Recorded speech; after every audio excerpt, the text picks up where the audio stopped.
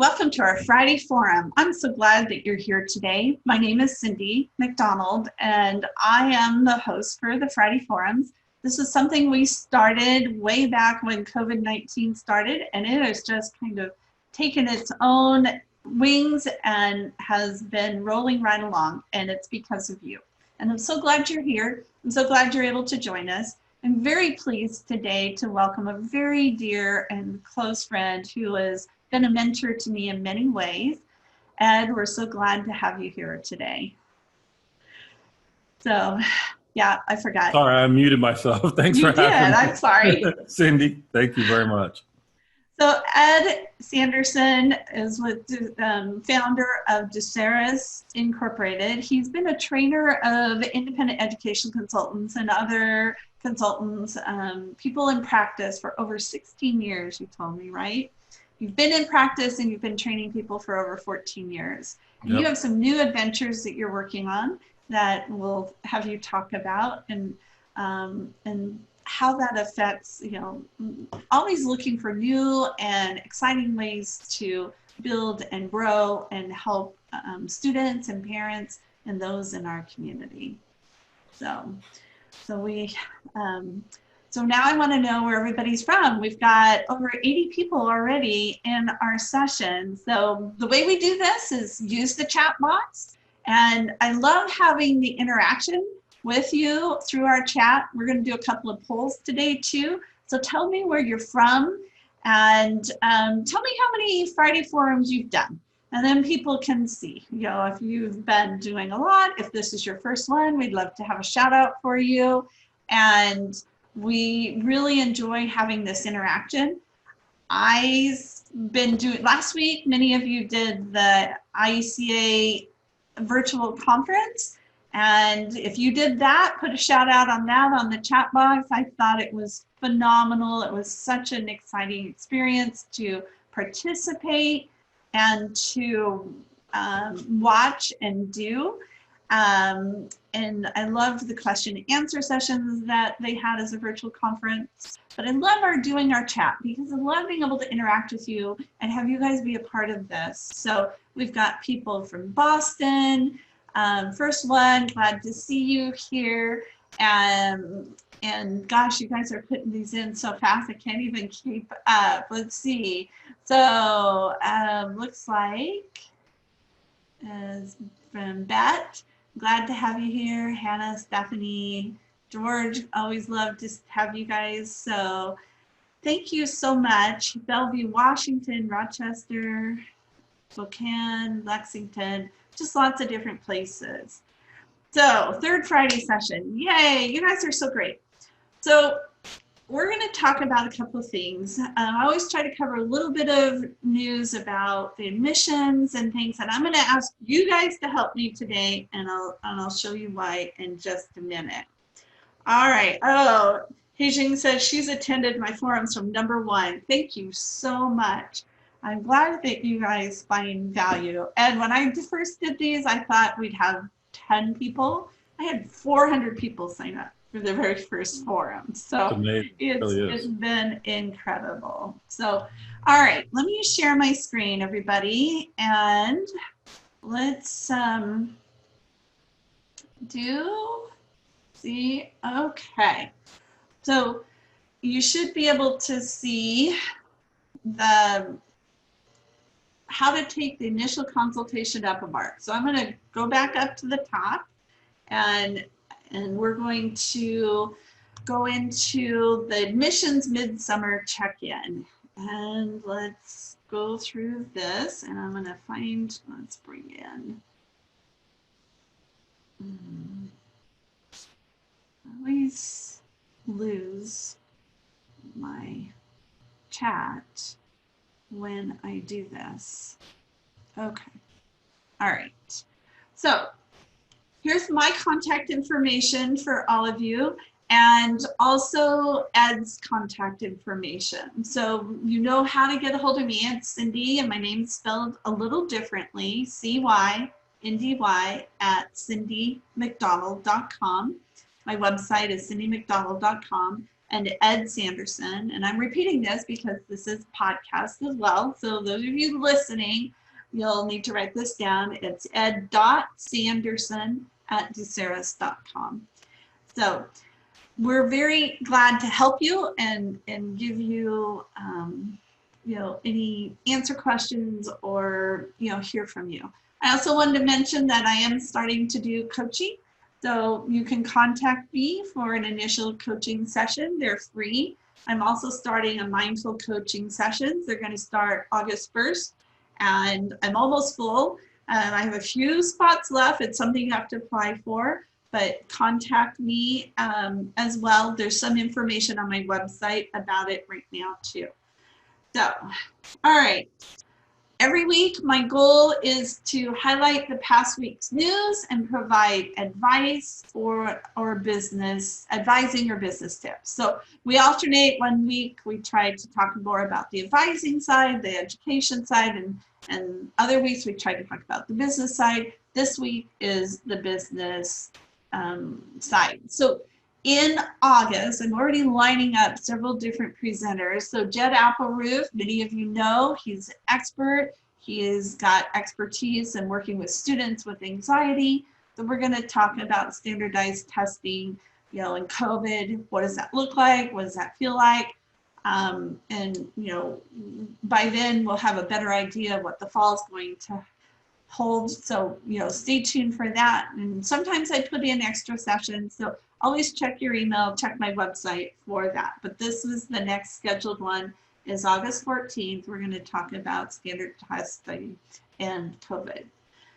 So AP tests. Our students had their AP test came back last week. I'm very curious to know how your students did with the AP test. So I'm going to launch a poll and see. Ed, did you have any students, have you had any students report back or say anything about AP? Have you gotten any feedback from them on AP tests? Yeah, we're pretty heavy into vacation, COVID vacation style, but I have talked to a couple of them. They actually, it was a little challenging for them to get used to the idea of doing it online, but coming out of it, they've kind of said, yeah, I actually liked it a lot. So I think I don't think that's changing anytime soon. I think we're going to be doing a lot of online type stuff, but the response has been, yeah, I think from their perspective too, is like, I don't even know why we don't do this online all the time. And so they're starting to get itchy about SAT and ACT and whether or not that's going to go online and when, but so far, so good. I think I haven't talked to anybody about their scores and what they got yet, but I did ask them how they felt about it, and they seemed pretty good with it. Good, good. Yeah, I haven't talked to a lot of my students about it yet, but I did get feedback from one this week, and I'll share that at the end. So I'm going to launch this poll, and everyone should be seeing this on the screen. I'm seeing in our chat box that thumbs up on the AP scores. That's good. And more people from all sorts of different places.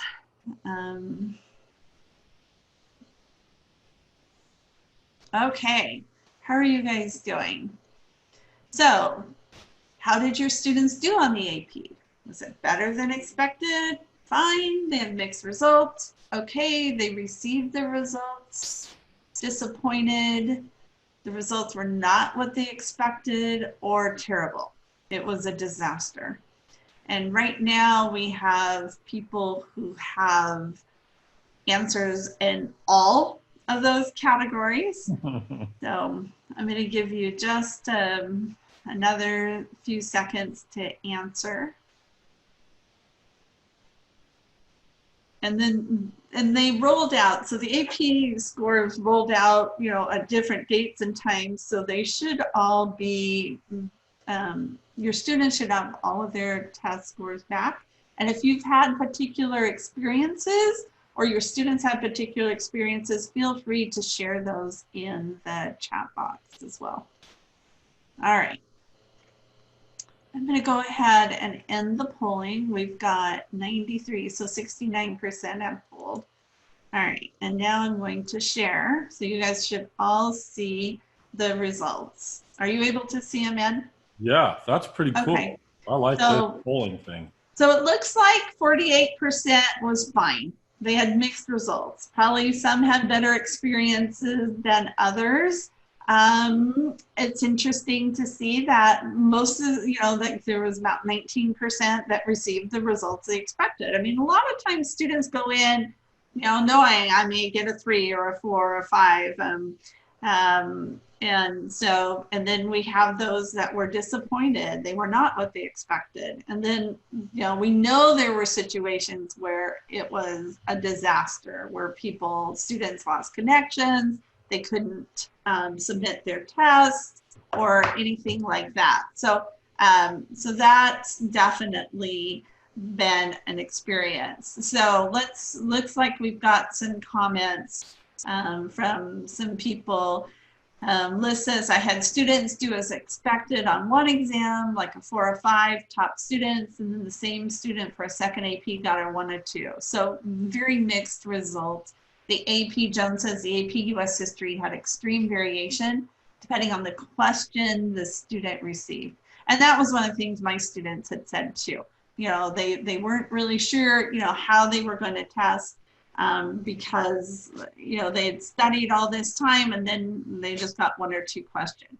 So now my students are wondering, what's the AP going to be like next year? And if I'm studying online all year, I'm not having the same AP experience that I had last year when I was in person instruction. So now the students are worried about not only their SAT and ACT testing, but how are they going to take these AP and prepare for these AP courses?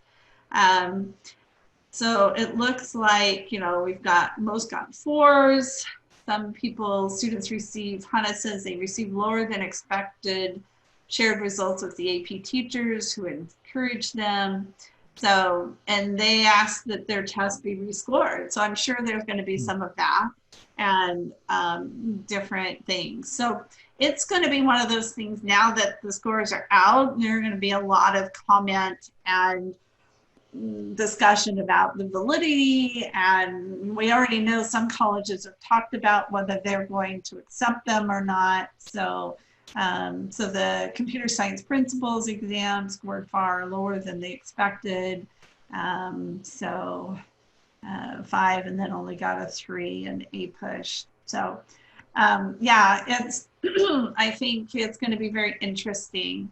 How many of you that are in the audience today have your students have AP summer work, like summer homework? So a lot of the schools in my area, the students will be given homework that they're supposed to do, like AP Calculus. So some of my students are taking those and then they're wondering, how am I going to do AP Calculus online by myself all year and then take the AP test? So AP Language and looks like has summer. Most of my students have AP homework only at the private schools, Amanda says. So yeah, many of my students in literature and calculus, political science, like the seniors for American government, don't have homework. So it just all depends. So yeah, so I think it's going to be a mixed bag and something we're going to have to keep watch on as we go forward. So I'm going to share this next screen just briefly again. We've been watching the progress of colleges' plans for the fall, right? We talked about who's going to open in the fall and, what is it going to look like? And so I've been keeping track. And each one of these Friday forums we look at and see. So you guys are very interested in seeing this week. So the in-person, we started out at 67%, and this all comes from the Chronicle of Higher Education. So the link is here. You can I'll put it in the chat in just a minute. But it's through the Chronicle of Higher Education College Plans list. So we started out in May with 67% of the colleges said, we're going to go in person. And then in June, it dropped to 63%. Right now, we're at 50%. So we can see that number keeps shrinking and shrinking. And the Chronicle of Higher Education and many articles right now are like, how are they going to go back to school? Many colleges have already decided, 50%, that they're not going to be in person. 34%, this number has dropped from, or gone up from 8% in May, 17% in June, and now it is basically doubled in the last month to that hybrid model. I think by the time we get to August, we're going to see it probably double again. Online, we've gone from 7% to 8% in June to 12% in July. And considering a range of scenarios, that has changed significantly, 9%, 7, and 2.9. And then waiting to decide, these are the schools that I would say would get that head in the sand award that we give. Went from 8% in May to 4.5 to 1% now in July. So at least they're making decisions. They're making and taking a goal and a trajectory. So it'll be interesting to see what that's like in 2 weeks, when we get to August 14th, because so many colleges traditionally start in August. They talked about starting early. Some are going to start later. Last week at the virtual fair, I was talking to Stefano Papaleo from Lynn University, and he was saying how Lynn University is going to go to a block system. And I thought that was a very smart thing to do. So if the students felt comfortable coming back in August, they could. But if they wanted to wait, maybe come back in September or October, they could. If they went home and wanted to stay home for a block, they could do that. So it's very similar to what the Colorado College block is. And that's what Lynn University is going to do. I haven't heard of other colleges. I know some schools are already talking about modified blocks. So if you know of other colleges that are going to do those modified blocks, go ahead and put that information in the chat as well, because that will be, and I'll make a list and I'll post it on the website. So if you know of a college that's going to have a block system or a modified block, put that in and we'll start doing some research. So my last thing, and then Ed, we're going to talk about initial consultations. I want to have your help this week on who you want to give the prizes. So every time we do these Friday forums, I have 2 prizes I give out: the COVID Warrior and the Head in the Sand. And frankly, I could not decide this week. I just was not sure who I was going to give the Head in the Sand award to. That's where the SAT and ACT, I mean, if they, still having students go into college, high schools and take the test. One of my students this week said, if I'm not safe to go to high school, what makes them think I'm going to feel safe going into that same high school to take a test? And if I have to take a test and I have to drive 100 miles, which they would have to in our area probably, that's going to add to my stress. And I'm just, why am I doing this?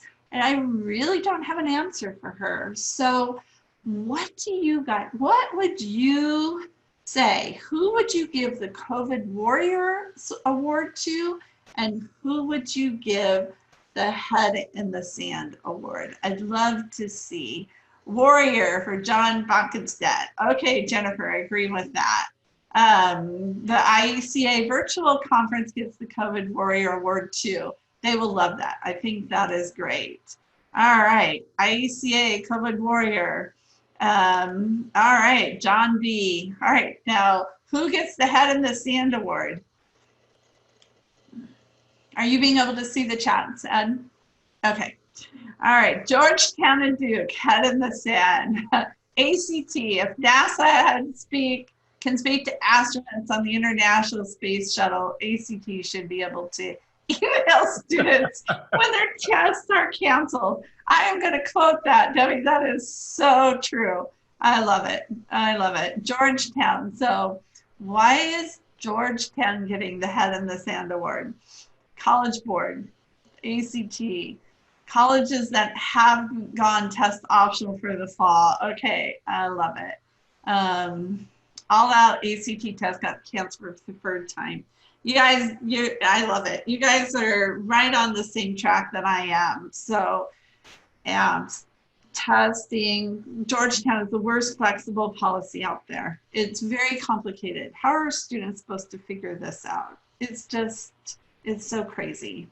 So our crazy world, chaotic world keeps going, and we keep each other sane, and we keep each other going and contribute to the world that we live in, and just making life as best we can. So amongst all of this and amidst all this, we are building our businesses, right?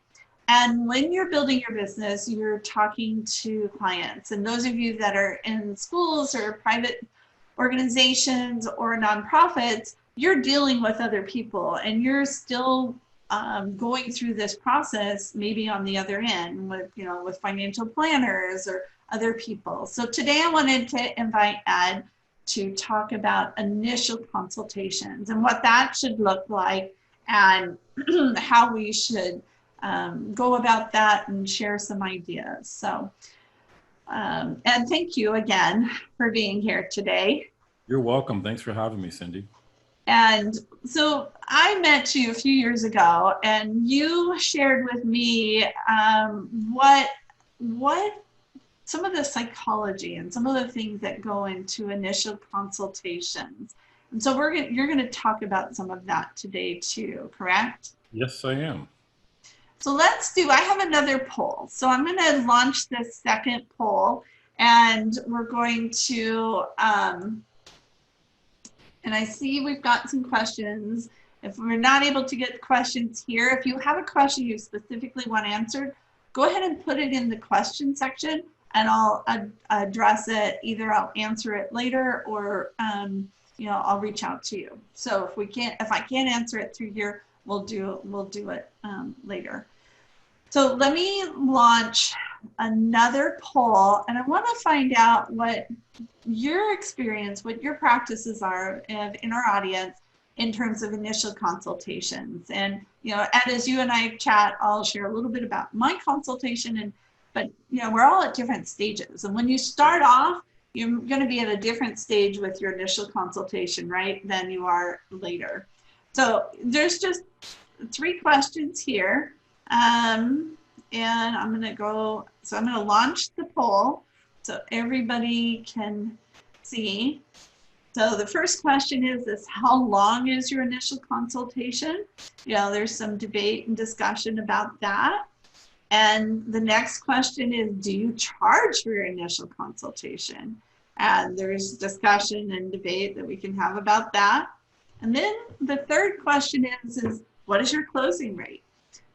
Maybe your initial consultation, it's 100% because you're not using that initial consultation to close the contract.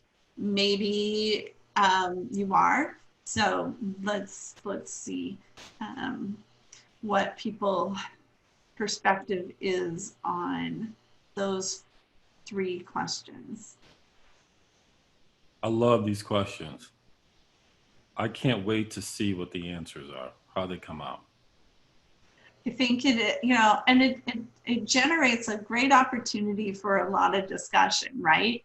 In terms of what is an initial consultation, what should it be in, or what should be in it. We've already covered inquiry calls or receiving inquiries, and what should or shouldn't be included in that.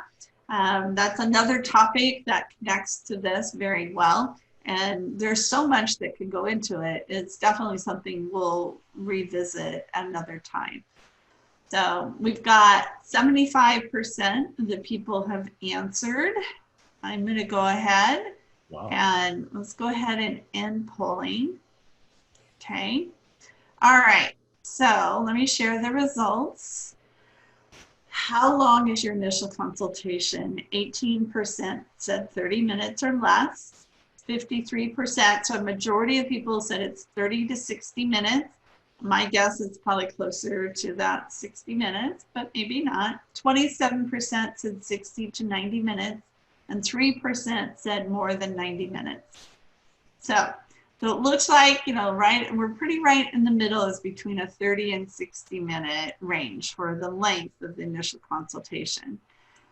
Do you charge for initial consultation?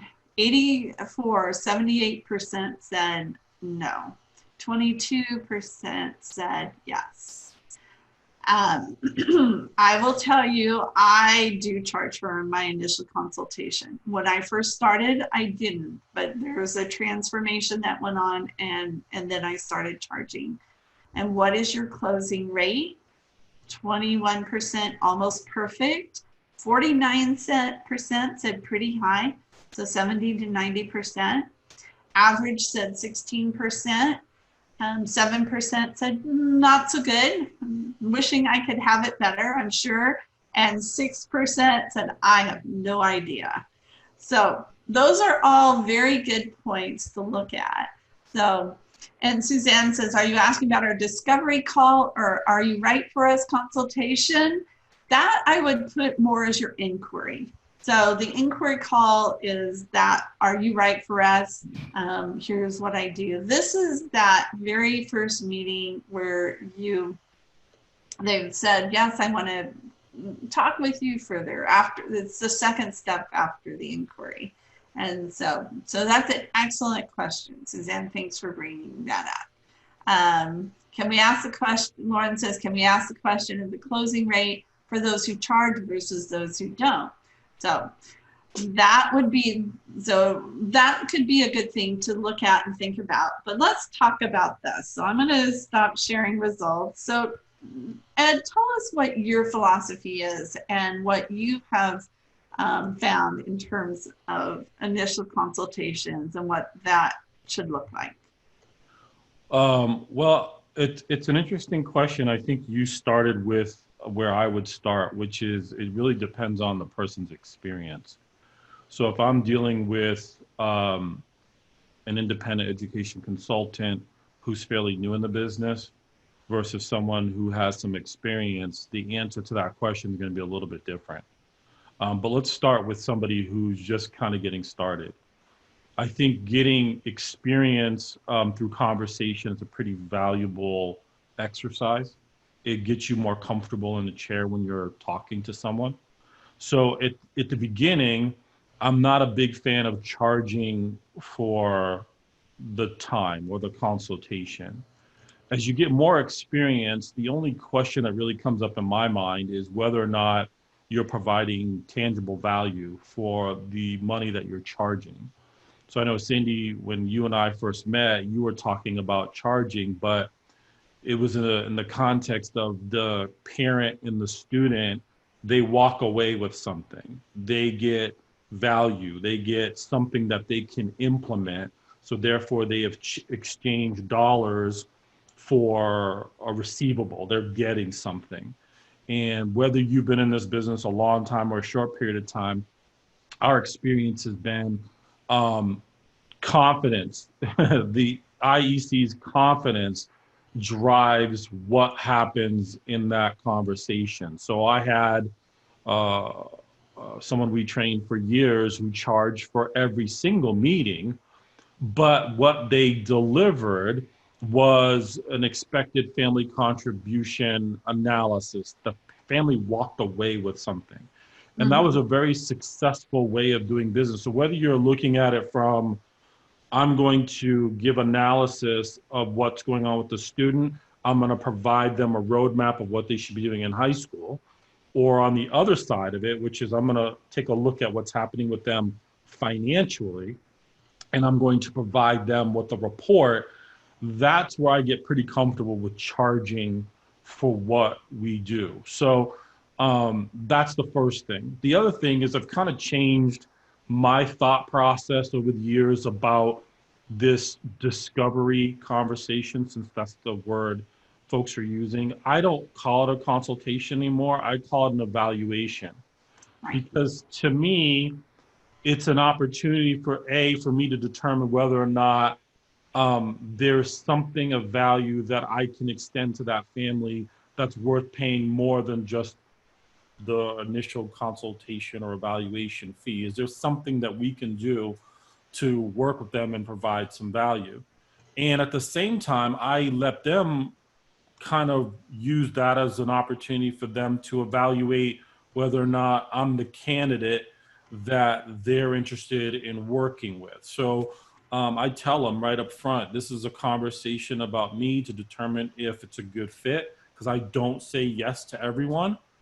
And at the same time, it allows them to ask me questions to see if it's a good fit for them. And then one other thing I would say to this, and I'm sure a lot of people are doing this, but initially we did not. I invite parents to bring their students to every initial evaluation. This is about fit. It's a good fit emotionally and mentally. And I find that if I can connect with the student, it makes it easier for them to make a decision. And what was happening is people were like, hey, could you talk to my kid? Well, if they were here, we would be having a conversation with their student. So those are the things that I talk about when it comes to this evaluation process. What is it that we're able to do to provide value for that family that in turn would get them to pay us for our expertise? And then at the same time, is it a good fit for them?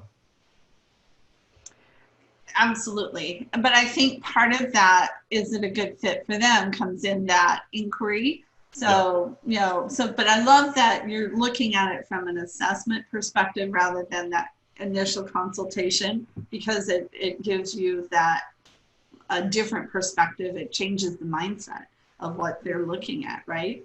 Sure. And I think for a lot of education consultants, we kind of throw around this word sales. In sales, the word selling gets a bad reputation, but in reality, it has more to do. Sales suggests that you're trying to get them to buy something that they don't want. Like I'm trying to convince them to do something they don't want. Typically, if they're sitting in front of you, they want. They have a challenge that they're trying to resolve, or they're in a situation where they're not sure exactly what they're supposed to do. So as consultants, our objective is I give them information. It's like, this is what you should be doing based on the information you've given me. That's why I call it an evaluation. I'm evaluating where they're at in the process and giving them kind of some marching orders. What should they be doing? Now the question is whether or not I've done enough for them to go, really, if we wanted to work with you, what does that look like? And if you know you're doing the right thing by a prospect, if they're asking you that question as opposed to you asking them that question. Well, and I also agree with you wholeheartedly about the importance of having students in that initial, evaluation and that consultation. I always tell parents that I need to meet with all three of them, if possible. And sometimes it's four, sometimes it's five. I've had five parents in my, office with students sometimes. But if the students aren't engaged or interested, it doesn't matter how much we as parents or counselors want to, do this for them, right?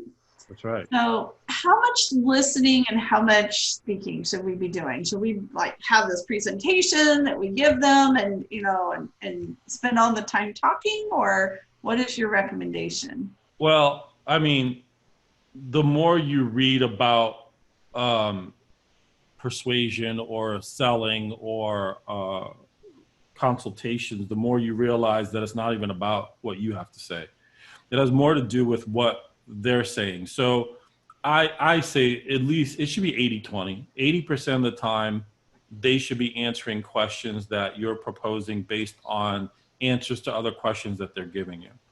The 20% of the time that you're talking is basically to ask another question or to recap at the end.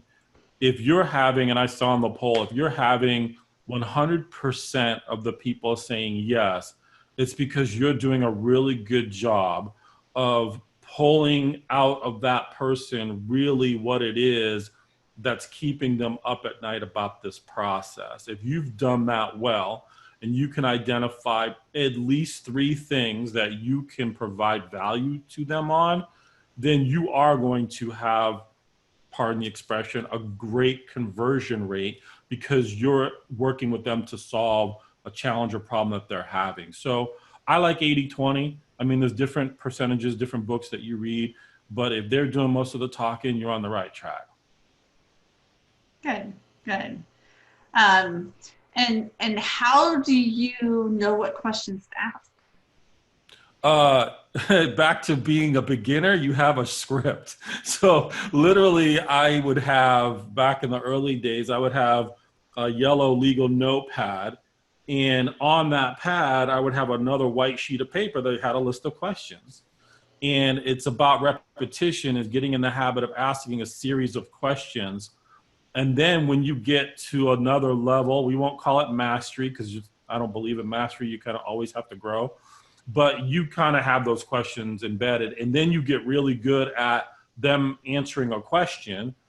And then you're responding with at least 3 other questions because you want clarity and understanding. So if you're in a situation where you're new at this, I would just write out a list of questions, and I would just start with going through the spectrum of, preparation.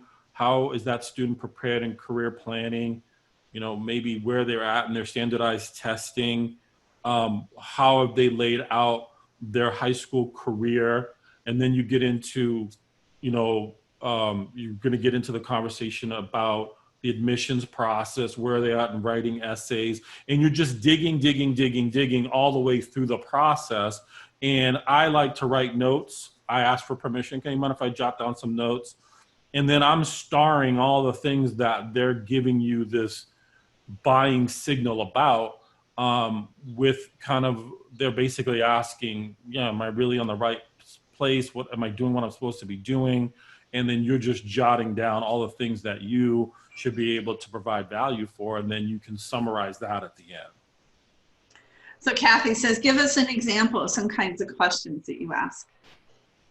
Well, I start every single conversation with a parent and a student centered around careers. So I'm a big believer that a college education, or any education for that matter, is the thing that you hang up on the wall that says, I've been taught on this subject matter.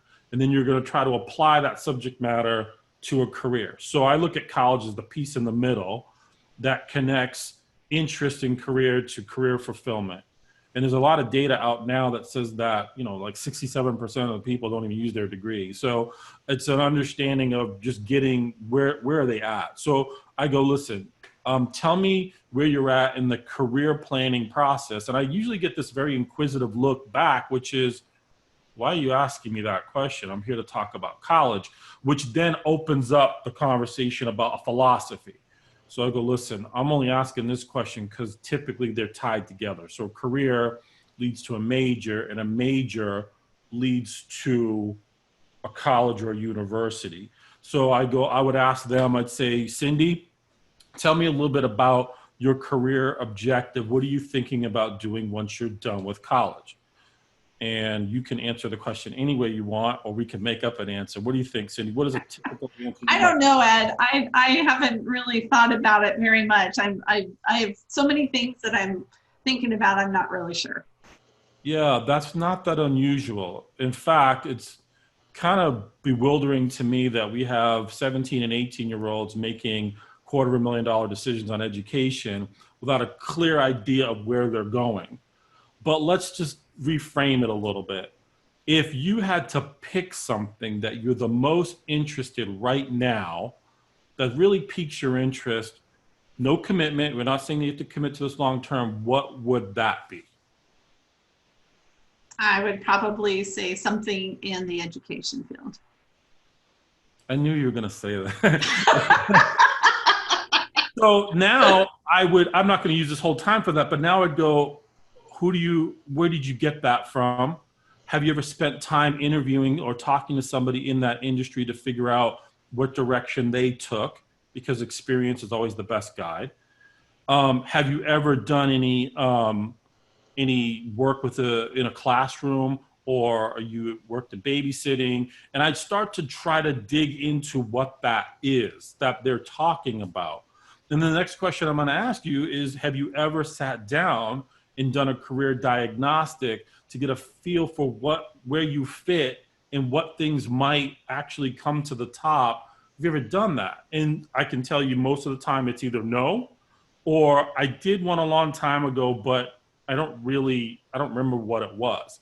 And then I just say briefly, that is one of the things that we talk with our students about, because getting an idea of what direction they're going in helps us determine what schools and universities. And of course, any extra time that a student is spending in school instead of in their career is money that's being lost or being wasted.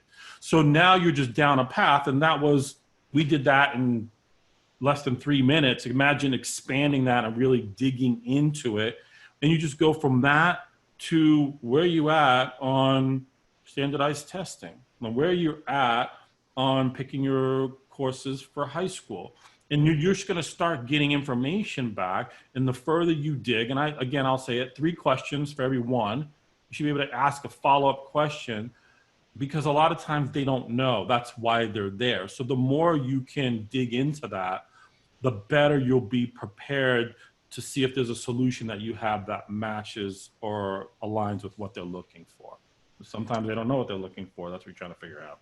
True. And then that connects, because I'm seeing comments in the chat about, what about parents who are coming in and saying, okay, I want you to help me with, creating a list of dream, target, and safety. This is what Julie says, and they just, they have this set agenda, and, how do you help get past, like, they have a certain area? How do you expand that perspective for them? I still think it's a progression. I let the parents say what they want. I mean, I didn't say this, but I ask them why they're here. At the very beginning, what brought you in here? How did you find me? But let's stay with that question. What brought you in here? And then they go. And that's the thing about experience. You start to understand that you let them, it's like fishing. You kind of let them take the line and go. And then you reel them back in and go, listen, okay, that's great. And you want a list of schools, but let me just back up and ask you a few questions, right?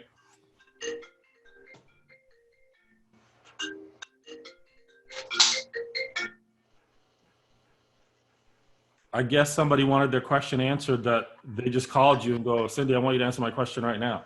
Yeah, I thought I had everything turned off. It shows you can never be perfect.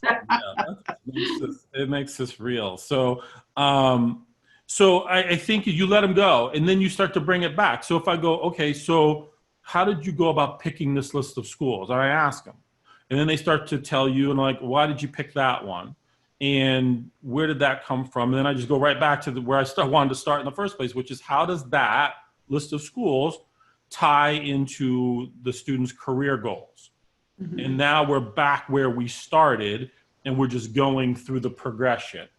And the idea is to try to keep it going in the direction that has some type of kind of connections to it, so that for me, it's important to kind of keep things in the right order. So somebody asked me about schools, I engage that question, and then I bring them back to, let's start with how you got here. What does that have to do with the career choices? And then they go, oh, we don't really have a career choice. I'm like, okay, so let's go back to how did you pick these schools, and why are they important to you?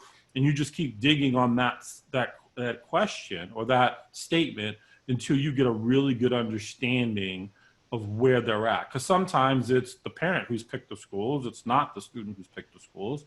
Sometimes it's regional. Sometimes it's marketing. Sometimes it's a lot of things. Oh, and by the way, I'll ask the student the question. If I've got the student in the room, I'll ask them, tell me how these schools came to be. And they'll be pretty honest. They'll say, well, my mom and dad picked them, or I like this about them. And then you start going, like I said, going backwards. And that addresses one of the questions, like, well, what about the students and, or parents that are trying that are over answering or answering for their students? I tell them up front that I'm pretty, I've been at this for 16 years, so I don't really pull punches. I'm just go, listen, I want to ask, I tell them, I want to ask your students some questions. And they start interrupting. And I say to the students, listen, it's your call. I'll kick them out of the room if you want me to, because, this is really about you. And we joke about that a little bit, but I'm really trying to get the helicopter parent to lift off a little bit and kind of back up, because if the student doesn't feel comfortable in that arrangement, they're probably not going to be comfortable, and the parent's always going to dig in. And now I've got some questions about whether or not that's a good fit. Again, evaluation, whether or not that's a good fit for me to really be effective working with that student and that family. So, and if they say to me, I'm really only interested to talk about this, I'm like, okay. And we develop programs, and this is kind of new for us in the last couple of years, develop a program around what they're looking for. I'm not here to force an agenda. I'm just trying to get the entire picture. And then we build the program that they say they're looking for based on what they think they need. Mm-hmm. So how is this, now we're not being able to do these initial consultations in person. We're often doing them through, Zoom or some other thing. So a lot of people are asking, it's like, how it seems harder to make that close with an initial consultation now that it's virtual. What are your thoughts on that? Well, that's a hard one for me, because I grew up in a world, because I'm 51, where my career started with selling on the phone. So there was never an in-person, this is even before being in the college planning business, but I've always communicated with people over the phone. So any face-to-face opportunity I have, I'm just going to treat it exactly the same. In fact, now there was a question earlier about kind of a discovery. Well, the discovery is over the phone. I limit that to 15, 20 minutes max. And if we're making the next step, we're doing it on Zoom. I want to see them. I want to interact with them. I want to see their face, their expressions. I want to get as much of that as possible. And now in this new environment, I tell them point blank, we're probably never going to meet in person. Mm-hmm. But even before this, Cyndy, I was meeting with people in Florida and Texas and New Mexico and Arizona. It's not that unusual. And I would say that there's a bit of an adjustment that comes with that, but I would get comfortable being uncomfortable, because this is how things are going to be for a while. And it's really a muscle that needs to be exercised. You need to get good at it. And that's a good point, because it's about practice and, and just developing a comfort level with it and being able to, adjust, fine tune it. Yeah. So Kareem says, can you talk about what you're trying to find out in the 15-minute discovery phone call? So how does that change? How is that different from the initial evaluation that you're doing? Well, in that conversation, typically I'm speaking with the parent alone. It's just they found me on my website, or they texted me or called me. It's just like, tell me what you're looking for, what's going on. And a lot of times, Cyndy, that doesn't go any further. It's they're looking for a specific answer to a question that I can answer for them on the phone. And there's really nothing else there. There's kids already in college. They're confused on why they don't get any money through their expected family contribution. They don't really understand that process. Answer question, answer question, answer question. And if I was you, this is what I would do. And I send them on their way. If they determine that they can't lift that on their own, they're coming back. They're going to come back and go, I tried that, or you know what, I need more direction. And then we can move into, great, let's talk about what that looks like. Or we're just going into, great, why don't you just put some time on the clock and I'll walk you through it. So I tried to leave every conversation, I don't care if it's a 15 to 20-minute conversation or an initial evaluation, where they get action items. They can do something with it. I don't hold back. I mean, I think early in my career I did. I'm like, I'm holding all these secrets and you're going to pay me for them. And I just think there's a new world that's come across where, you know what, we're here to help. What can we do to help you? And if at the end it makes sense for us to work together, we'll talk about that. But tell me what you're looking for. And now I'm in the world of telling them what to do. Maybe not necessarily how to do it, because that is what we get paid for. But I can tell them, hey, you need to contact them. You need to write a letter. You need to do this. or you need to look at this school from this perspective, or, you know what, the school you're looking at doesn't have a lot of money traditionally, and I can explain that, and they're happy. And I find that I get more referrals from people who never hire me than the people who actually hire me. So if you're doing good All right, wait, stop. Repeat that again. I want people to hear what you just said. I get more referrals from people who don't hire me than from people who do hire me. I think that's really key. Because they look at it and go, this guy, and a lot of people do this. I'm sure of the 140 people online, nobody here does it, but people will take money from people that they shouldn't take money from them. And I'm a big believer that what goes around comes around. So I look at them and I go, I can give them some information that can at least get them going in the right direction. And then they can tell somebody, hey, you know what? You should talk to this guy or this gal, because they were answered a couple questions for me and they didn't even take my money. Like, really? Oh yeah, I definitely want to talk to that person. And that fuels the reputation of you being an upstanding person in the community. And that's what we are. We're community members that are trying to make a difference. Sometimes you don't get paid for that. And I'm okay with it. Right. So the question is do you tell people what your price is in that inquiry call, or is it during the initial consultation? I've tried to leave that fairly vague. And the reason I do is because I don't know enough to quote them. And I tell them that, and 15, 20 minutes is no way I can assess what it is that we can do with you working together to make a difference. If they push on that, I'll give them a range. I'm like, I've got people who pay me $200 an hour. They buy 2 hours of my time and I never talk to them again. I got people who gave me $12,000. It just depends what involvement that they want me to have in the process of us working together. And I won't know that until we go deeper into the conversation, which is why if you want to move forward with that, we're going to set up time and I'll tell you how much time I allot for that conversation. And then we'll dig deeper into that. But there's a couple of rules. One, both parents have to be there if they're married. And two, the student needs to be there so I can listen to them and see where they're at.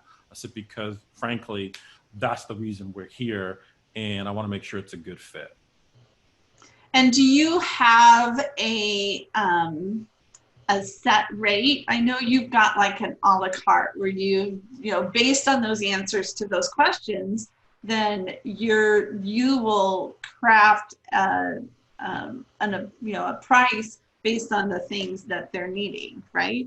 Yeah, so back to numbers, and I was looking at your poll. I was really pleased to see people that know their numbers. I track all my evaluations, every single one of them. And I know how many of them move forward and how many of them don't. So I'm not 100%. I'll be the first to admit that. But I do hover, I'm around 52% of the people that I taught to move forward. I will tell you, interestingly enough, in 2019, 50% bought an hourly program and 50% bought a package. So I break it all the way down to, it doesn't sound like, if I'm reading this correctly, and I recap what they say at the end, it doesn't sound like you need all of these things. Like, it's not a one size fits all. And back 8 years ago, it was one size fits all, one price for everybody. Now what I see is you just need a little bit of time to go over these particular items. You have two choices. You can buy it by the hour, or you can buy a package. And then I've figured out a way to get all that on one page. I don't know how I did that, but I figured out a way to get it all on one page, and then they can bundle it.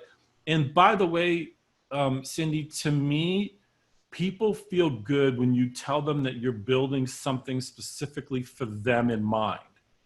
If you say, I listened to what you said, Cyndy, and this is typically what people are, this is what most people are doing, but this is what I suggest you do, and here's why I make the recommendation. They feel good. They feel like they're part of the process, that you listen to them, and that you're not just trying to get $3,500 out of them. Like, that's normally what that is. This is what I think you need. That's a little bit less. If I find you need more when we dig in, I will let you know that, and you can add on. But this is where I think we should start. I think that's where you're going to get the most value. And I think people want to be told what to do, and then they want to feel like you built something specifically for them. So that takes a little bit of effort and time, but I think it helps in the conversion and the satisfaction on the backside. Mm-hmm. And that's a key thing too, because then that builds that referral, which is, our business is so built on referrals that satisfaction contributes to that. And that's why what you said before, that, you get more referrals from people that don't sign up with you than those that do, just because they have received that value. Oh yeah, and I'm ready to shoot a video to send to my clients, basically asking for them. So most people get uncomfortable, and you and I didn't really talk about this, but since we're here, most people get uncomfortable asking for referrals or testimonials. I don't. I just go, listen, like in my brain, the way I process this, I'm gonna record, I'm gonna wear a mask. And I'm like, boy, times have really changed. I have to wear a mask while I'm recording a video now. I'm trying to do something funny. And just go, listen, I need your help. My business is built on referrals. And when we started this conversation, I said that part of what I'd like to see do is if you could help me build my business, and I'll ask them for a testimonial and a referral. And I think you don't ask, you don't get. Some people love to refer. Some people just want, hey, I'll shoot him a picture and he can post it, or I'll shoot him a video, and you'd be surprised what they're willing to do if you did a good job for them. And it's reciprocity. You got them $150,000 to go to college. Small videos usually in order to tell them how great you are. So there's a piece of that which I think you got to ask them for what you want. I want to go back to a little bit about something that came up in my mind when you were talking about asking questions. And we're talking about initial consultation, but this also applies if I'm a counselor in a school or a program. Learning how to ask questions is one of the most important things I can do. And I think that principle of for every question, asking 3 more can apply to us as advisors in lots of different opportunities and situations, not just in the initial consultation. I think that applies in our business like all the time. Well, it's extraordinarily important.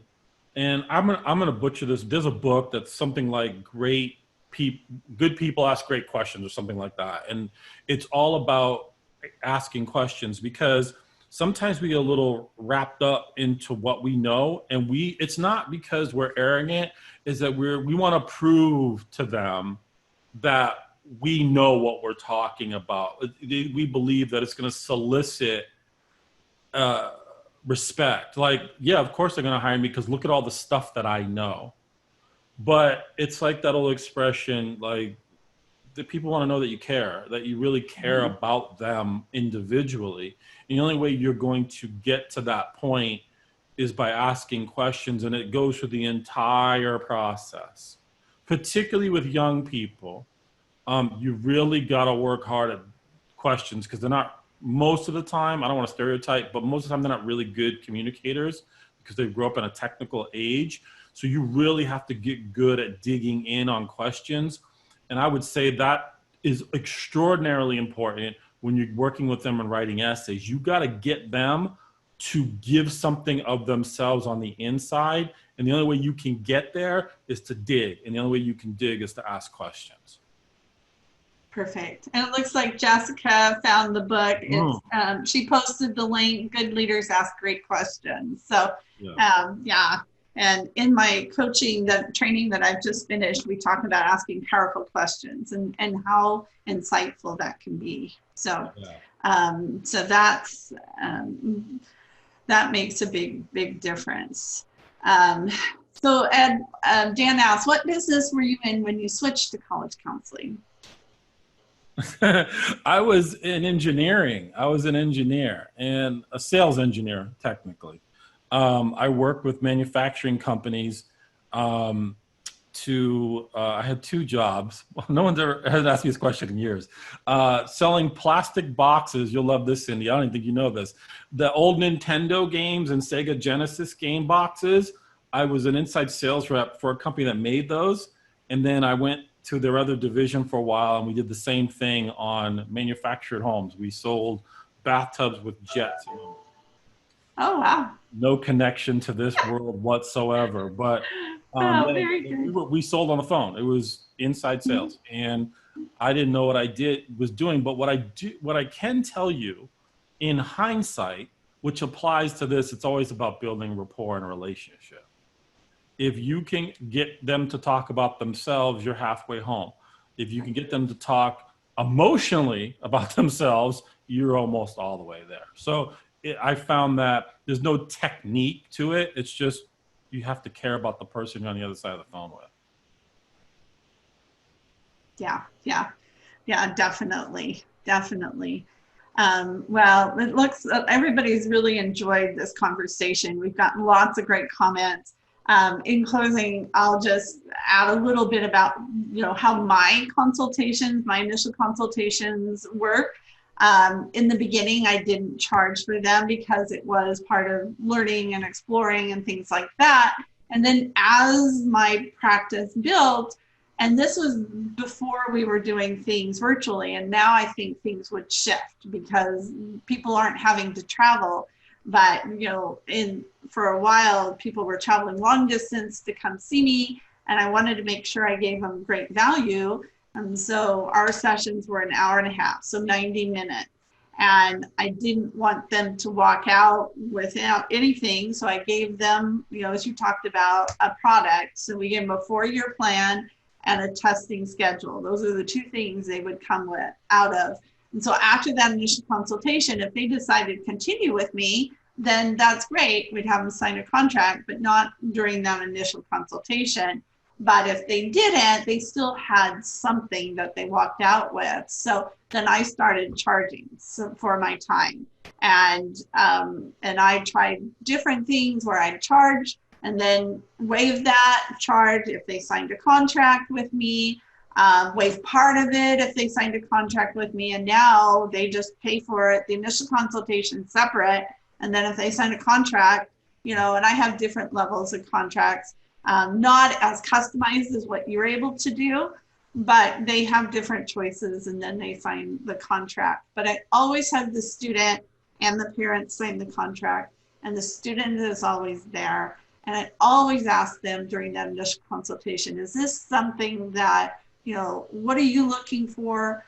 How asking those questions. And then, as we're going through and talking about, well, what are the services? Does this sound like something that would help you? Does this sound like something you would like to do? Does this sound like something you would be committed? Because if I'm not, and this was part of one of the questions earlier too, what if the parents are always answering? Well, I'm asking questions specifically to the student, and if the parents are always answering, then I will say, Johnny or Susie or whatever, tell me what your thoughts are.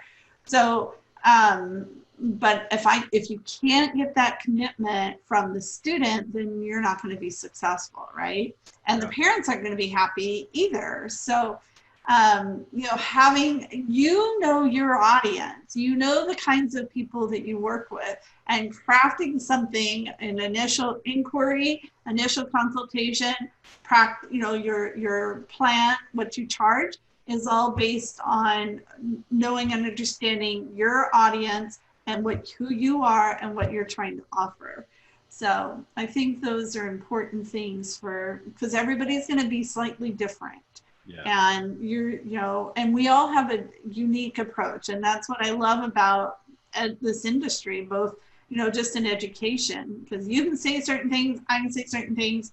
My colleague, many of you guys have seen Jamie Dickinson, we can say the exact same things, but it's going to come across differently because we each have different approaches. Yeah, and I think, Cyndy, that's important to be authentic. Don't try to be somebody else or to implement something that's not really you. So if you're comfortable with just doing free consultations, then do them. If you want to charge for them, do it.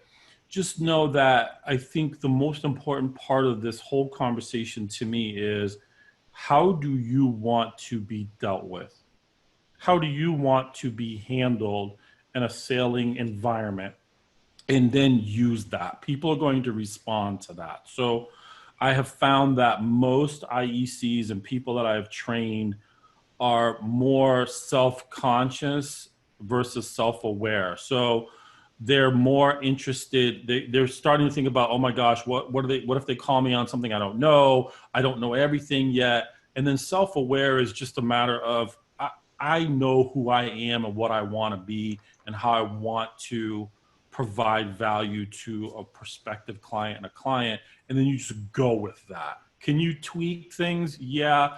And that's why it's always good to know your numbers and you want to be on top of that. But just be who you are and just be thoughtful about it. Just always try to drill down and find out what makes that person, the student or the parent, tick. And then you'll have a successful practice for sure.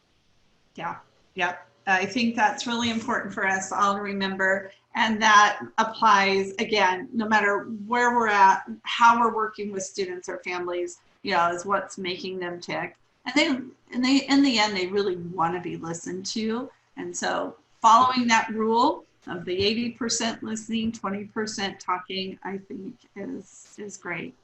We are totally out of time. I did too much talking. See, I broke my own way. Why don't you share just a little bit about what your next endeavor, your next project that you're working on? I think some people might want to hear. Yeah. So, you know, when I came into this industry, it was pretty small. I mean, there wasn't a lot of folks doing what we do. In fact, people were kind of skeptical about it because it was like, what's this college planning thing? And then it's grown. And somebody asked a question on the panel. It was like, were you doing a franchise? And for a while we did. But what I've found is that I have two objectives as I get a little older. One is I want to help as many people as possible. So we want to provide as much in terms of value. So one of the things I do in my initial evaluations is I give folks a checklist. This is what you need to be working on. It's your guide. You follow that, you're in really good shape. I think there's an appetite that I have for helping families that are low income, free and reduced lunch. So that's one piece of it. We want to build something for that. But really to put a program in place for IECs and people who give counseling and kind of bring everybody together. So I call it a marketplace platform where we have everybody puts their skills to work in one place so people can find us. I find that I know, you know, I've been in this business for 16 years and there's somebody up the road who does it. And I didn't even knew they were existed. And I got more parents, more than ever, telling me, I didn't even know who you were. I didn't even know this thing existed. And, you know, we hear about SAT and different things, but I think there's a place for all of us to come together. And I really stole the idea from a company. My friend does videos for weddings, unique thing. And he's on this platform called The Knot. And all it is a place for people who are planning on getting married to go to get all the tools and resources they need. Some are free, some they pay for. And they aggregate all the people in the local communities who can deliver it. So our goal is to do the same thing. So we're recording, Cyndy's gonna do one with me. We're looking for experts to record classes that will sell at a modest amount to fuel the marketing to develop this thing out and get everybody together so that if they wanna pick somebody, I saw some folks from my old stomping grounds in Boston. Like everybody should be there. You should be able to find you. You should know what your expertise is. You should have a little video that talks about it and then really start to grow this community kind of the way you guys have it in IECA and HECA and some other places, but finding a place to put everybody so that they can get access to prospects and clients. And then you and I have talked about training people about the business of being in business. And some of it is academic, but some of it is financial, and some of it is business management and all these things, and giving tools and resources. So that's the objective and the goal. And we've got 17 courses outlined. We've got 3 of them recorded. We've got 3 more coming online. And then just providing something that we can affect change in this country. And I think for me, it's really focusing on this career thing, because I don't care if you go to college or not. 2 of my boys didn't go to college, but they spent a lot of time interning and learning more about themselves and doing career planning. And now they're off on their own, taking care of themselves. I think that's a piece of the puzzle that's missing, whether they're going to community college, whether they're going to 4-year school. I think that's a place where we need to do more. And I think that's another focus that we have. So is the website up? People are asking, what's the website? How do they find out more? Do they contact you? How do we get them connected? It's in development. So Okay. we're building the infrastructure for it. And you can contact me. I'm not a hard guy to find. I'll give you my email and my direct cell number. I know that's crazy, but I'm going to do it anyways. Just text me or call me, 760-707-8120. Okay, you said that way fast. I know. Say it again. 760 Uh-huh. 707 8120. Yeah. And it's ed.sanderson@ducerus.com, right? Yeah, that's my email address. And I think it's time. I think we all have something unique to bring to the table. Some of us are experts in one thing. Some of us kind of do a few things. I think it's time for the world to know there's some really great people out here who do this professionally and get some exposure, because what's hard, what I've learned is putting marketing dollars behind a business is hard, not to mention a business like this. So if we pull all those resources together and channel it, then we all can get a benefit out of it. So that's 14 years of training and experience that I've reflected on. I've talked to you before many times. I'm excited to have you involved with this project. It's a big deal, and I think it's particularly now. Online learning is where things are going. We don't have to like it, but we better accept it, and we better get accustomed to it, because that's where it's going. I agree. We are totally out of time. Everybody, thank you so much. Keep watching your emails. This will be recorded. It'll be offered as a podcast. Yes. Ed. One last thing. Yes. If you guys don't know, Cyndy is putting together a scholarship in her husband's name. Go to Facebook right now and make a donation to support this cause. I'm going to get on my phone the next hour and make a donation. Help put a scholarship in the name of her husband so that kids can benefit from it at the school he used to work at. And I want to put that out there, Cyndy, because I don't think you do enough to promote what you're doing in the name of your husband. So I'll say it for you. Everyone do it. Well, thank you, Ed. I appreciate it. I've been very touched actually this week, because it was my birthday this week. And that's what I thought would be the best birthday present. And it's just been amazing. The people have just been donating so freely, and we're going to reach our goal. We're very close. We're trying to reach $4,000. So thank you very much. And it just means the world to me and to everyone. So we can do it. There's 100 people on here. We can make that goal happen. Thank you. Well, so I'll see you all again in about 2 weeks. Keep watching, and Ed, thank you for your time and your wisdom and expertise. It's always a pleasure. Thanks for having me, Cyndy. I appreciate it. All right, everybody take care. Share the link. Oh, she says share the link. If you go to Facebook and just type in my name, Cyndy McDonald, you should be able to find it here. Let me find it really quick, and I'll put it in here. But, and remember, if there are topics, I'm getting people lined up. I've got Jed Appleruth coming. In October, I'm going to have Ed Fisk. I'm going to be interviewing the author of the Fisk Guide. And so that's going to be exciting. And I'm just trying to get all our interviews and such set up for the next few months. So that is what I'm doing. Well, I'm trying to, okay, let's see if I can find the link. You might find it faster. Oh, let's see. There it is. Okay. Oh, wow. All right. Here we go. All right, people, here you go. Let's make it to. All right, so have a great weekend. Stay safe, stay sane, keep your students sane, and we're just all in this together, right? Yeah. And, I don't know how many students are really going to be on campus in the fall. The parents are who's going to kill who first, the kids or the parents? It's kind of a toss-up. You've got kids at home. You've had how many at home? Like 5? I have a blended family of 5, 3 of them out. We have 2 still at home. So far so good, but yeah, it's a little weird for sure. Yeah, yeah. All right, yes, we're over $4,000. Somebody says, Beth says, let's take it higher. You guys Yep, are I just, agree. Let's you're do it. so generous. Yeah, and then we'll be able to set up this